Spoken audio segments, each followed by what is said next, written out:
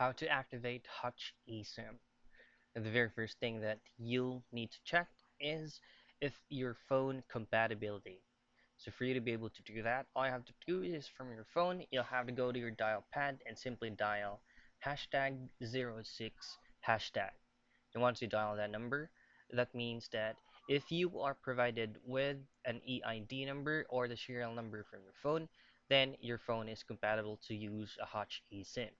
Now, if you haven't purchased Hutch eSIM yet, then just go to Hutch official site. Just use any preferred web browser you want, and this is going to be the Hutch eSIM's official website.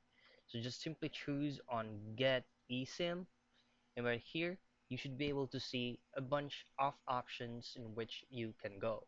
So you'll have to check the features and the inclusions for the eSIM that you'll purchase. And once you have successfully purchased it, all of the details will be sent out to you via email address on the email address that you'll be using to purchase Hutch eSIM. So that's it. All the instructions are going to be inputted upon the completed purchase.